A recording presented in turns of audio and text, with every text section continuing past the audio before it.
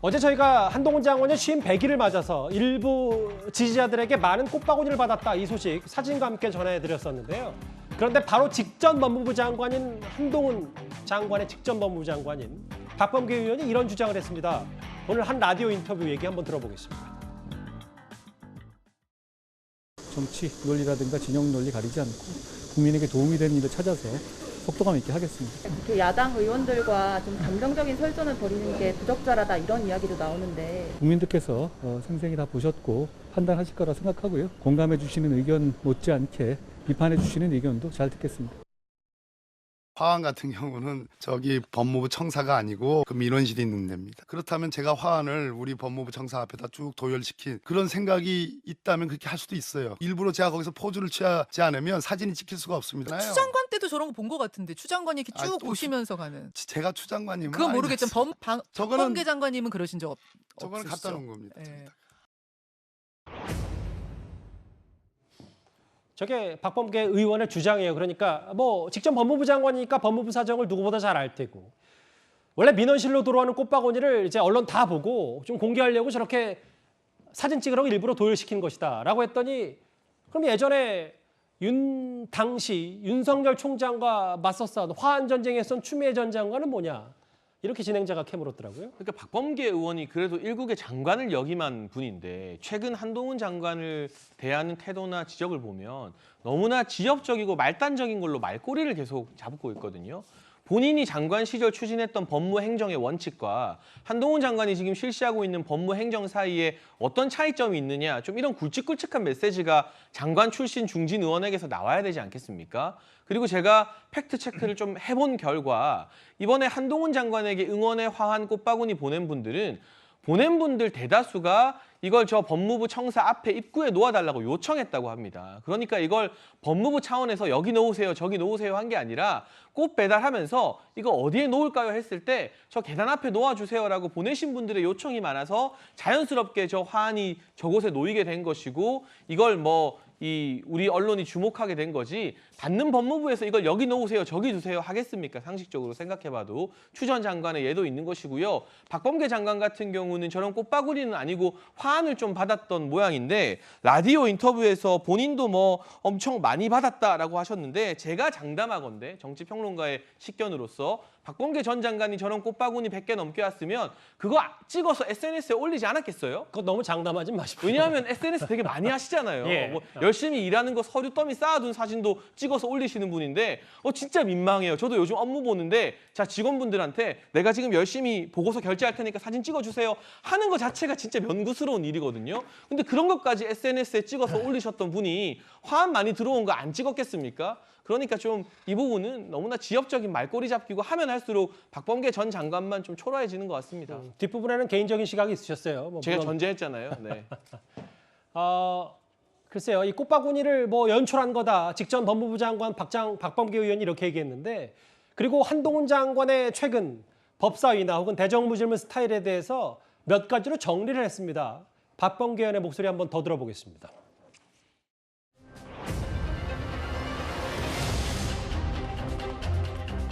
스타일이 있더만요. 결국은 말장난인데 스타일을 보니까 첫째는 우기기입니다. 두 번째는 거짓말하기. 외국 갔다 오면 보고서 만들지 않는다. 과거에도 그랬다. 저는 만들었습니다. 또 물타기인데요. 특별감찰관이 필요하다는 게 본질인데 딱 거두절미 물타기 해가지고 장관 계실 때 저 있을 때도 비용 집행한 거 아니냐라고 되물었습니다. 물타기예요. 본질은 여사 리스크거든요. 마지막에는 예전에는 저나 몇몇 좀 강성 의원들에 대해서만 좀 그렇게 하는 것 같이 보였는데 권인숙 의원 질문에도 질문 같지 않다라는 그러한 오만하기. 그래서 이 네 가지.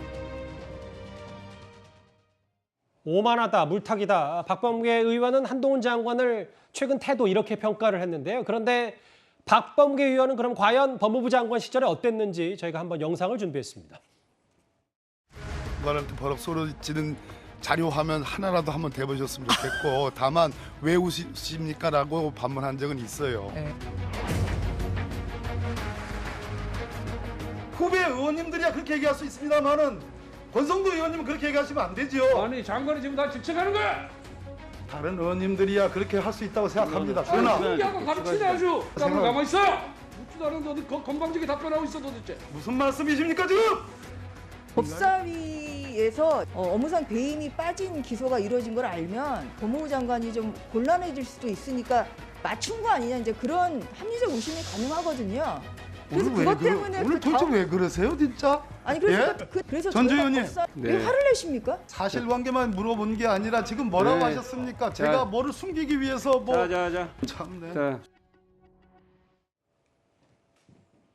영상이 설명을 다 해주는 것 같은데 일단 노동희 교수님 저 화면 어떻게 보셨어요?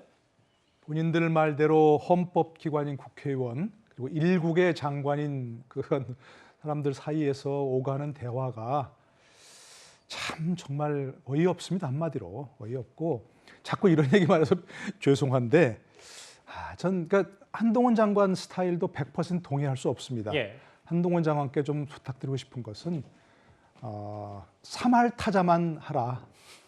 100% 모든 타석에서 안타 치려고 하지 말고 때로는 그냥 또 삼진도 당하고 때로는 그 번트도 되고 이런 식으로 나가야지 모든 말에 모든 답변에 그렇게 뭐 각을 세우려고 하는 건 그렇게 보기 좋은 모습은 아니다 싶어요.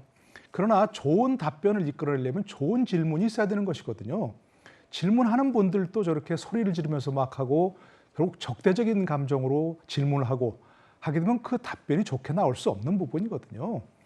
그러니까 헌법기관인 국회의원, 일국의 장관인 국무위원과 질문 답변이 국민들이 조금 듣고 싶은 말, 보고 싶은 모양 이런 쪽을 하면 얼마나 좋을까요? 너무나 이렇게 지금 정말 우리가 보기에도 저분들이 답변하고 질문하는 게 도대체 뭐 때문에 하는 거지?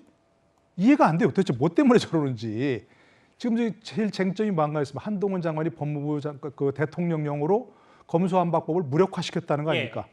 그러면 그 본질에 대해서 파고들고 한동훈 장관이 정말 잘못한 건지 잘못하지 않은 건지를 국민들이 보고 판단할 수 있어야 되는데 소리 지르고 서로 화내고 서로 비난하고 그러다 보면 그 본질은 어디 갔는지 궁금해요. 사실은 좀 알고 싶어요. 정말 그게 정말 위헌적인 그런 권한 행사인지 그렇게 좀 그런 걸 좀 파고들어서 정말 수준 높은 좀 질문 답변이 있으면 좋겠다 하는 생각해 봅니다. 김준일 대표님 뭐 네. 꽃바구니 뭐 내로남불 얘기부터 지금 뭐 태도 내로남불 얘기까지 쭉 하고 있는데 글쎄 박범계 의원이 굳이 법사위원회에 들어가서 직접 법무부 장관님에도 내용이나 혹은 태도에 혹은 본인한테 부면하게 될 만한 것들이 많이 남아 있는데 이게 좀 더 부적절한 건 아닌가 근본적으로 또 그 생각도 좀 들어서요. 그러니까 박범계 의원께서 이제 장관을 하실 때 본인이 소리 지른 것에 대해서 이게 사람이 원래 좀 선택적 망각이 있거든요. 본인이 보기에는 이거는 소리 지른 게 아니다라고 이제 생각을 하셨던 것 같아요. 이거는 박범계 장관의 그러니까 의원의 스타일이 아니라 모든 사람이 다 그렇습니다. 나한테는 관대하고 남한테는 엄격한 게 있어요. 그래서 아까 전에 뭐 자료화면 보셨겠지만 딱히 보기 좋은 모습은 아니었다라고 말씀드리고 그런다고 해서 그러면은 뭐 한동훈 장관이 그렇게 하는 것이 예를 들면은 뭐 말씀해 보십시오. 기소되셨잖아요. 에이 뭐 이런 거를 하는 게 좋은 건 아니죠. 그래서 승질내는 한동훈은 매력 없습니다. 예. 승질 내지 말고 차분하게 그 인사청문회 때처럼 논리적으로 반박을 좀 앞으로 하셨으면 좋겠고 그 꽃다발에 대해서 좀 짧게 말씀드리면은 이게 저는 국가의 불행이라고 생각을 합니다. 그러니까 이 꽃다발들이 그러니까 그 보내신 분들의 마음은 알겠어요. 근데 이게 전 정부부터 해가지고 이미 추미애 장관, 뭐 과천과 지금 뭐 윤석열 그 서초동 뭐 이제 알겠습니다. 검찰총장한테 가는 게 이게 정치의 사법화와 사법의 정치화를 부추기는 거거든요. 굉장히 국가적 불행이고 좀 이런 거 좀 안 했으면 좋겠어요. 뭐 물론 그럼에도 반대로 또 개인의 지지 의견 뭐 장관 일 더 잘해라 뭐 이런 격려의 의미도 있을 테니까요. 뭐 시각은 다를 수 있겠습니다. 한동훈 장관과 박범계 의원 얘기 하나씩 만나봤습니다. 그럼 지금까지 들은 여러분들의 목소리를 만나볼까요? 첫 번째 댓글입니다. 새마을금고 산의 갑질 가사도우미로 취직한 것도 아니고 정말 맞는 말씀입니다. 어떻게 점심시간에 밥 차리라고 빨래 시킵니까? 시장 방문하면 대통령이 시장 방문하면 인생 경제가 좋아지나요? 근본적인 의문까지 좀 제기하셨고요. 중요한 건 대통령의 정책이다. 이건 쇼라기보단 진정성 있는 다가갑니다. 반대 입장도 있습니다. 좀 어설프게 말씀하셨네요. 뭐 여성관 말씀하셨을 때 신중하게 발언하시길이라고 했고요. 마지막 보겠습니다. 웃자고 말하는 건데 너무 정치적으로 말꼬리 잡는 것 같아요라고 또 반대 입장까지 있는데요. 일단 알겠습니다. 연천의 특강 내용 하지만 뭐 논란거리는 분명히 있었습니다. 댓글 5개 모두 감사드리고요. 다음 주제는 상위권 이슈 민주당 얘기를 해보겠습니다.